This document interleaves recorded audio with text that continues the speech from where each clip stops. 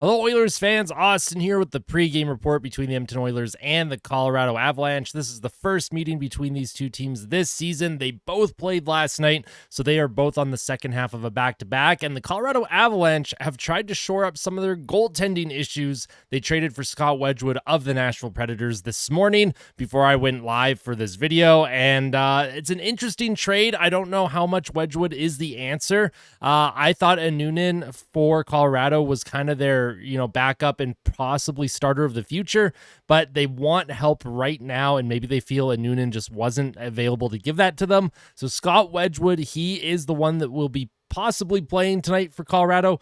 Georgiev, of course, has struggled all season long for the Avalanche. And very similar to Stuart Skinner in Edmonton. The Oilers starting goaltender Stuart Skinner, 3.23 goals against average, 882 save percentage. Georgiev on the other side has a 333 goals against and a 872 save percentage. The Colorado Avalanche as a team have an 855 save percentage. It's absolutely horrifically bad. If you're an Avs fan, you're probably just ripping your hair out every single night when it comes to your team's goaltending. And as an Oilers fan, I also feel that the goaltending in Edmonton all season long has been very inconsistent. So for the Oilers, if they get some saves tonight from Stuart Skinner, if they get some timely saves, just like they got from Calvin Pickard last night against Utah, Calvin Pickard made a couple big saves in the third period, including a cross-ice one-time save that he had to make. Then I like the Oilers' chances tonight. However, Colorado, they have a pretty big advantage on the power play. Their power play is sitting at 27.6%, and they have absolute game breakers in Cale Makar, Mikko Rantanen, and Nathan MacKinnon. The Edmonton Oilers are going to have to be on their toes. They're going to have to be quick with their puck movement because the Colorado Avalanche, they are a fast team. They are an injury-riddled team. Colorado has not had the consistency that they've wanted to have, but they are still a possession monster. They still outchance and outshoot their opponents pretty much every single night. And like I said, they're game breakers. Guys like Nathan MacKinnon, Mikko Rantanen, who has 34 points this year, 15 goals. Cale Makar has 32 points this season, including 8 goals, and he scored an absolute beautiful goal last night against the Dallas Stars for the Avalanche. This is going to be a tough matchup.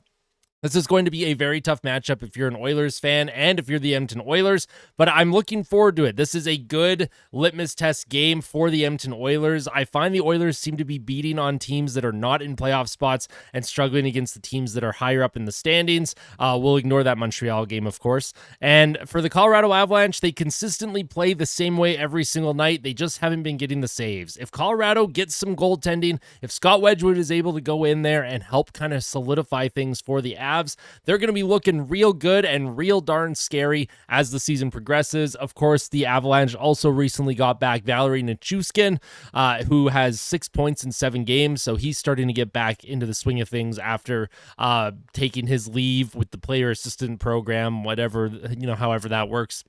It's going to be a fun game tonight, Hockey Night in Canada at 8 p.m. Mountain. Let's get into the lineups, and then we will get into our game day predictions. Make sure you let me know your game day thoughts. Make sure you give me your player to watch and, of course, your score prediction down in the comments section below. And as always, if you enjoy these pregame reports, make sure to hit the like button and make sure to subscribe. If you are not yet subscribed, I'm looking forward to the game tonight. I may be doing a live stream. I know yesterday I said I was going to do a live stream, but with how busy my work schedule has been, especially this weekend being Black Friday sales weekend, it's not just one day anymore. Black Friday is a several-day event for shoppers now. It is possible that I may not be able to go live tonight. I may have to stay at work a little later than I would like to, but we will see. If you see me go live, then that's great. If you don't see me go live, I will make it up for you sometime early next week. I'm off on Thursday, so I would be able to live stream during the Oilers and Blue Jackets, but I will keep everyone posted. The projected lineup tonight for the Edmonton Oilers will have Ryan Nugent-Hopkins with Connor McDavid and Kasperi Kapanen. This is the lineup that they had last night. However, I put a little star beside Kapanen's name, and I have a little star beside Zach Hyman's name. If Hyman is healthy, I would imagine Hyman bumps up to that first line right wing position. We'll see if Zach Hyman's able to go tonight. I know Victor Arvidsson is not going to be able to go, and hopefully he gets well soon. For Zach Hyman, hopefully he gets back in the lineup as well, but I don't want him to be rushed. I want Zach Hyman to be healthy before he gets back into this lineup. He's an important piece of this team. If you rush him and he re-aggravates something, that is bad news. Second line will have Podkolzin with Draisaitl and Connor Brown. I really like the look of that second line. I like the tenacity of Connor Brown. I like the physicality of Podkolzin, and of course the skill set of Draisaitl. They all seem to mesh and work really well together. I thought that was Edmonton's best line last night, and Podkolzin, of course, was rewarded with his second goal in consecutive games. If he starts to heat up, that is very good news for the Edmonton Oilers. They don't have a whole lot of depth this season, so hopefully he's able to string together a few more really solid games, maybe pop another goal or two. Speaking of goals and players who haven't scored a lot, I do want to quickly mention Ryan Nugent-Hopkins, give him a big shout out. That was a big overtime winner last night for him against the Utah Hockey Club, and I hope that he is able to build some confidence off of that as well. Third line will have Matthias Janmark, Adam Henrique, and Jeff Skinner. Again, Skinner has been a little bit slow as of late. He hasn't produced a whole lot. Neither has Henrique. Janmark's been playing well, usually when he's with Connor Brown. So we'll see if that third line is able to get a little bit of chemistry together, assuming that they stay together. Again, it all depends if Zach Hyman is healthy and able to go. If he is, these lines are all going to be switched around, and I will be curious to see where certain players slot. On defense, we'll have Ekholm with Bouchard, of course. That is the number one pair. However, they haven't really been playing like a number one pair as of late. They have been on the ice for a lot of goals against recently. I'd like to see them shore up their 5-on-5 game just a little bit, especially Evan Bouchard right now. No offense to the Bouchard fans out there. No offense to Evan Bouchard himself. Evan Bouchard is arguably one of the most important players on this team because of his ability to produce on the power play, but also because of his 5-on-5 defensive metrics with Matthias Ekholm. I just need a little bit more from both of those defensemen. Even Ekholm, too. Ekholm, he's had a few shaky games here. I'd like to see them shore things up, and they're going to have to be on their best tonight because trying to slow down guys like Rantanen and McKinnon is no easy feat. We need that defense pair to be Edmonton's best defense pair tonight. Second pair, we'll have Nurse with Kulak. However, Kulak does rotate on that third pair as well. Darnell Nurse, I thought, had one of his best games of the season yesterday. He had really positive defensive impacts, and he has continued to grow his game. It has been climbing steadily for the last several weeks here, even before his injury, and now after his injury. Darnell Nurse has been playing good hockey. The Oilers, once again, they are in a good position to succeed as long as he is able to continue to sustain that. So that is very important for Edmonton. Third pair, Stetcher with Emberson, and then Stuart Skinner will be getting the start tonight. Like I said, the Oilers need some saves from Stuart Skinner tonight. They absolutely need some saves, and they need some timely goals here. When it comes to the forward group, Draisaitl leads the team in goals with 17, then McDavid with 12, and then after that, it drops down to 4. Jeff Skinner and Corey Perry are tied with 4 goals apiece. Jeff Skinner rocking a -10 on the season with 7 points. So, it's been a tough go for Jeff Skinner after a pretty good start to his season. I'd like to see a little bit more from him. I'd like to see more just in general from this forward group. Nugent-Hopkins only has 3 goals. Henrique only has 2. This team needs a lot more. They need a lot more from a lot of different players, so hopefully they're able to get a few goals here and just whatever they have left in the tank. I know it's the second half of a back-to-back, and with the elevation in Colorado, it's a little bit tougher on the road team, in my opinion. The Avalanche are used to this elevation. The Oilers obviously will not be used to this. If the Oilers can get out to a quick and early lead and then try and hold on, that would be optimal, in my opinion.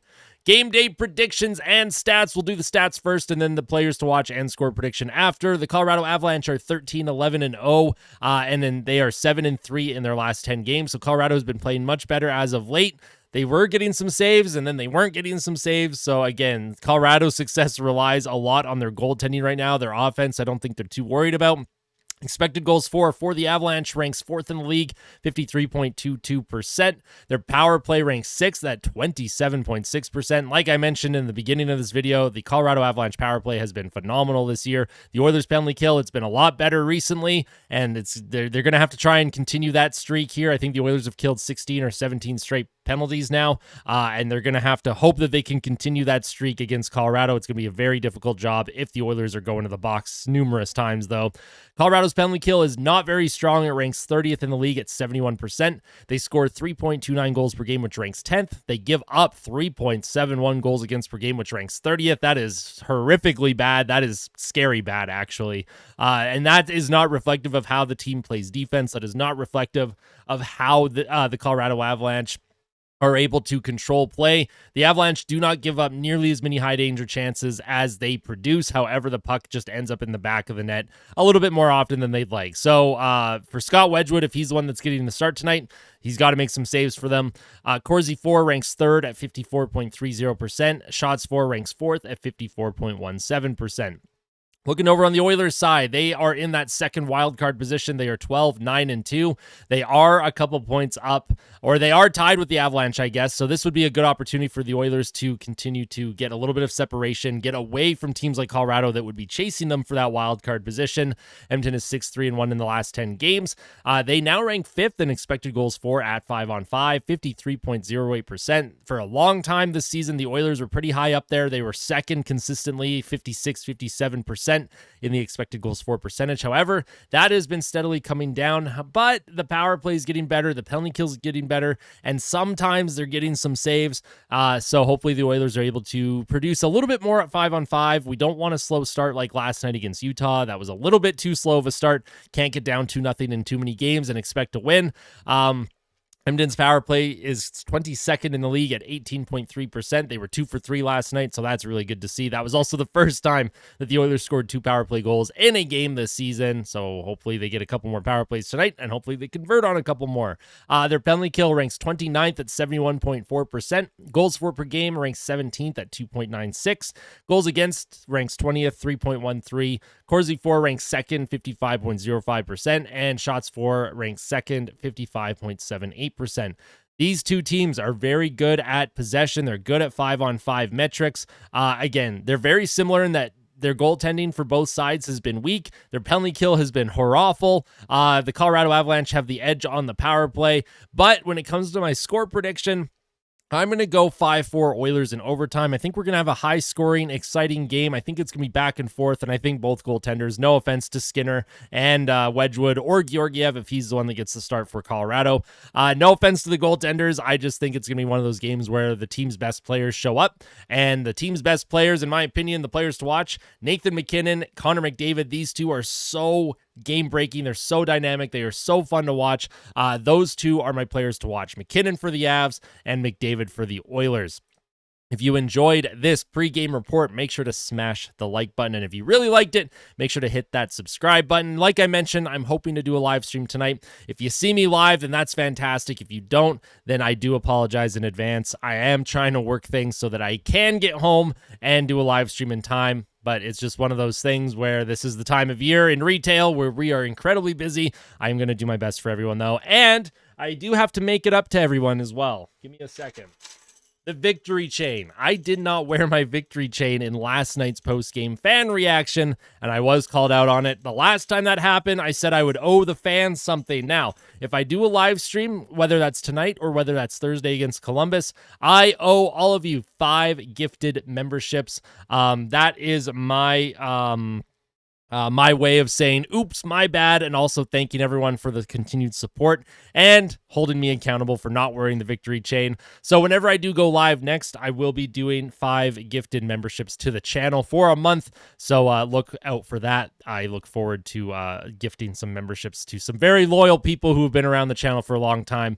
I want to thank everyone again for your support. It means the world. Hopefully I'll see you tonight during the game, but if not, I will for sure see you after the game in the post-game reaction. Tell someone that you love them, and as always, fight like a kid, fight like Ben. Let's go Oilers.